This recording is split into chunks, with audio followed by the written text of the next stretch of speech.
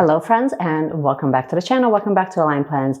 Finally, we've made it to the video that most of you have been asking me for quite some time. So today we're talking about notebooks and how you can use them for mental health. So we're getting really specific. This is the second edition within the Notebook Chronicles series that I'm creating.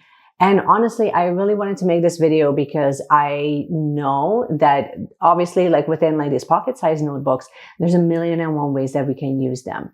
But I really wanted to focus on how you can actually utilize them as a tool, as a mindfulness tool for therapeutic purposes. Now, I am not a counselor. I'm not a psychologist. I am a mindfulness teacher and I am a registered massage therapist. Not that this matters, but I do have a bit of an understanding of the mind. We did learn neurology. Anyway, all you need to know is that through the practice of mindfulness, and me being a person that actually struggles a lot with overwhelm and with anxiety, I have found this to be a really helpful tool. So today we're going to go through some of the ways that I have been using these pocket-sized notebooks so that maybe you can take some tips from it. So let's get started. And obviously, if we've never met, well, hello, how are you? My name is Meshi and I'm the person behind Align Plans. We chat a couple of times a week when I'm able to finish all the editing. We chat a couple of times a week here. And we're all about basically using these beautiful tools within stationery and within minimalist planning in a way that it becomes something that actually helps you and not just kind of going into over-consumerism, but it becomes more of a tool to kind of help you become a better version of yourself and not just over-consume stationery. So if that sounds good, then you should definitely consider subscribing. So let's talk a little bit about field notes. Right now I have field notes in front of me, but honestly, this is not specific to field notes. I actually just finished filling this little guy up and I'm quite happy about it. I just filled out the last page the other day. But I also have a little pocket-sized notebook. This one is from Muji and we're about halfway through with this one. So keep in mind, the way that I'm using the Muji is so different than the way that I'm using the Field Notes notebook. And you can tell, first of all, they are not the same size. So this one is more of a passport size. So I find that I gravitate more towards this passport size to just use it as an insert within my TN. And at that point, it becomes just a commonplace notebook and memory keeper. That's not what we're doing here. I happen to grab it. So I'm more talking about what happens when you have just this one little notebook. And beyond the obvious of just jot down anything, beyond that, how could you really use this and utilize this for reducing any of the symptoms that you're feeling whether you're feeling depressed or down or overwhelmed or anxious, or you might be feeling exhausted or just get really easily triggered. Use this. And the way that I have one really good way that we can utilize this, and that's kind of creating a spread, kind of carry it with you and kind of make a note of the things that kind of come up throughout the day. So whether you're listing them as triggers, you can kind of do this both ways. You can either go into the direction of focusing on only the positives, not necessarily a gratitude journal, but more just the things that you happen to notice. So really lean into using it as a mindfulness practice. So then you would just kind of open it up and you can use it as a commonplace book where you kind of write down, one category could be beautiful things I've noticed. Another thing could be interesting things that made me think. So it doesn't necessarily have to be as black and white and as simple as either a gratitude journal or a commonplace book. If you wanted to go into the direction of a commonplace book and you really wanted to focus primarily on your mental health, I would actually have about 3 to 4 categories there. I would notice something new and interesting, something that you have learned today that was unexpected, something that has triggered you, and then something that you're working through. So something that has triggered you, being aware of what your triggers are can be really helpful. But then it also introduces shadow work. And the thing is that as much as I really love within the mental health space and within the mindfulness community, I really love this idea of leaning more towards the things that are very expansive and energetically uplifting and more on a higher vibrational frequency. I really love that. But I think that the issue becomes that when we're only focusing on the good and we're avoiding the areas of our lives that are both challenging and triggering, and those are like the obstacles within our journey are also just equally, if not more important, because it gives us the opportunity to not only reflect, it gives us the opportunity to see what are the things that are actually triggering for us, what is being reflected to us that needs attention. And I'm not saying that through these small pages, you're going to be able to heal it, but you will be able to bring light to it. And that's how I kind of look at this tool. And having something that is small and compact, it will allow you to kind of get there and actually elaborate. So I like to kind of think of these little field notes notebooks. Again, you can carry, like, it could be, I think this one is from Epica. So you can carry this one. It really doesn't matter. I just happen to have these. I kind of like these just a little bit more only because the size difference, and also because it has enough pages where you can elaborate, but not so thick that like it kind of bulks up your purse. Here's how I look at it. So when we're looking at, I'm going to kind of break this into two categories: light work and shadow work. And within light work, you're really taking note and focusing on the things that bring you joy, the things that feel expansive, the things that feel exciting, the things that bring a smile to your face, simply put. What are those things? Start listing them. And I like keeping the notes here. You can go and elaborate if you really wanted to, but when you're short on time, I really love the idea of just kind of adding it as a bullet point so that it keeps it simple and it makes it easier for you to remember. So when you're reflecting back on it, you can reflect back a month from now in a really short format. It allows you to not only see if those are still relevant in your life, but then also it allows you to see kind of how to move forward. So I created like a little spread where on one side of the page, we have the trigger. On the other side of the page, we have the source of joy. And I really like kind of creating that grid where on one side you write down what the triggers are and how it affected you.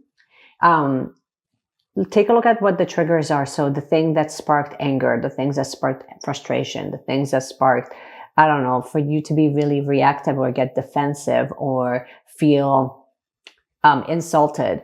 What were those things? What actually happened? It could have been a comment. It could have been something on social media. It could have been someone's actions that are completely unrelated to yours. But when you looked at it, that's how you reacted to it. That's how you chose to respond. It's important to write down the triggers, but then take it one step further. What did it show you? Like, what did you really learn from it? Because a lot of the times when these obstacles come up, they come up because they're trying to show us something. And I think that people run into this issue where what it's trying to show you is that you're not good enough, you're not worthy, you're too dumb, it's not meant for you. And that's not it. Sometimes those triggers come up because we need to look deeper within of what do I need to challenge within my own belief system that might not be true anymore. So that's kind of, those are like the thought processes I kind of want you to look through. And then when you're moving forward, then how do I choose to move forward? So like, what is the ideal way that I would like to kind of continue on my day? So that could be like, you write down, okay, I want to have coffee. I want to, listen to relaxing music, maybe walk in the park or cuddle up with a blanket and a cozy blanket and have a warm cup of coffee. Whatever it is, have like that ideal place that you want to kind of take your next steps into. And then what you actually did, like how did you actually respond? It can be a journaling prompt or it can be a one-line answer. It's totally up to you of how short or how long you keep it. I do find that once I start writing, I have a hard time kind of shutting it down, but not everybody's going to be a journaler. So I really like using like these small spaces because then with the restriction of space allowed, it really forces you to kind of summarize and get to the point. You know what I mean? When you have time and space to elaborate, you can have like this run-on way of circling around the main issue and you're not actually addressing the thing that is really bothering you, right? Especially like you might notice that when you're like talking about the thing, you might have a hard time getting to the point because you might feel that the person on the other side of that chair or the other side of that line might not be, if they're not making you feel safe to share, you might not actually get to that root that quickly. And I like writing for that reason, because we're removing that filter. We're removing that, that expectation that first you need to feel safe in order for you to feel comfortable sharing. Now, another way that I wanted to kind of highlight how you can also use this notebook is to do like a comparison. So when we're looking at shadow work, and I know that most of you will kind of steer clear away from it because it's uncomfortable to deal with uncomfortable emotions, but it's also uncomfortable. It's easier to just kind of neglect it and not acknowledge it and be like, that's not part of me. That was just, we're very quick to brush those off instead of owning all of those emotions that are also part of our journey. So when it comes to shadow work, like, let's say that like one of the things that you're working on right now is comparison. I tend to do comparison all the time, and it's natural. It's not, comparison in and of itself is not a bad thing, because we do this on such an unconscious level. But when you're comparing your every action and your entire journey, whether it's within your career or within your relationships or within your personal growth journey, if you compare every element and you're not owning the beauty and the uniqueness of that, then you're also robbing yourself from the growth that is waiting for you, because you're always going to want to match it to someone else's journey. So hopefully that makes sense. So comparison can be quite an issue for a lot of us. And the way that you can kind of combat that is have like one page dedicated to things that I notice that are not for me. So comparison happens when we see something, or when we see other people do something, or we see a career, or like whatever it is. And we see it like, oh my gosh, I wish I had that, but I don't have it. Therefore, I'm not good enough. Notice what is something that you already know that you can prove to yourself that is not for you. So we went to the Apple store just recently. So I'll just give you a simple example. We went to the Apple store recently, and I saw this one girl. She was the salesperson, and she had like these humongously like long nails. Now you can tell, obviously, like, well, first of all, I need a manicure, but also my nails are not long. I also work as a massage therapist, so I couldn't pull off those really long nails, but it was like at least 3 inches. Like, it was long, right? And so I made a quick note about it, that it's like, to me, that's such an effortless no, that even on my weak moments when I'm feeling, I'm feeling bored, I want something different, whatever, maybe I should have those really long nails as acrylics or whatever. And I can go back to that spread and just remind myself, just so you know, you've seen it before. And you already know it's not for you. You already know it wouldn't make you happy. You already made that conscious decision before that trigger ever came up that would tell you that maybe you should have it. The other thing is that after you've done all the comparison, take a look at and make note of what is for you. What would you consider fun? What would you consider exciting? What would you consider exhilarating? What are you naturally being drawn to? And get to the bottom of it as to why. Because sometimes it's not the thing that we're drawn to, but we're drawn to a different experience, or we're drawn to a certain feeling or a certain aesthetic. And an aesthetic is just a way that the environment is set up so that it makes us feel the certain way. So a lot of the times we're not actually chasing the thing, but we're chasing the experience. Make note of what that experience is, and then see how you can mimic that in your current experience right now. So having that level of awareness is just simply creating, and you just kind of write it at the top of the page, and you just start bullet pointing it.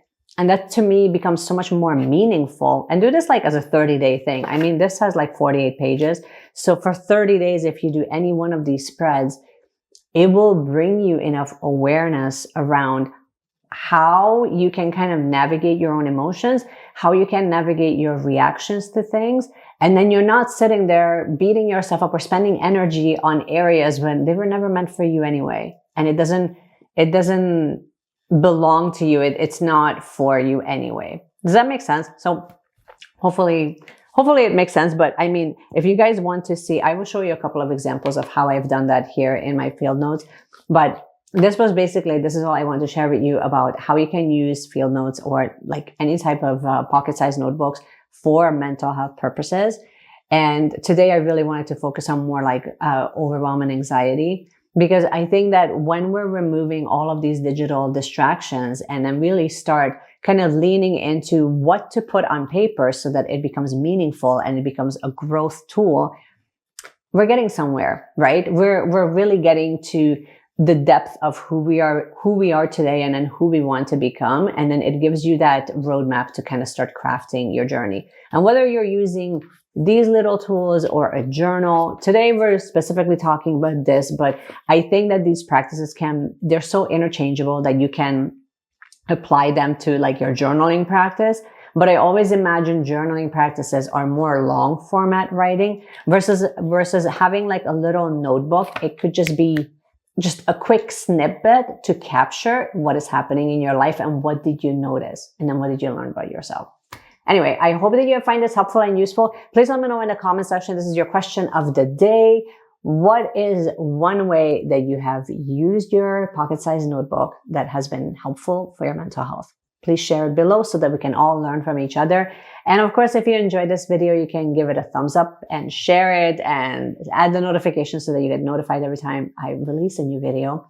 But just hanging out with me here absolutely means the world. So thank you so much for hanging out, and just keep planning, keep journaling, keep doing all the things. And I cannot wait to see you in my next video. Bye.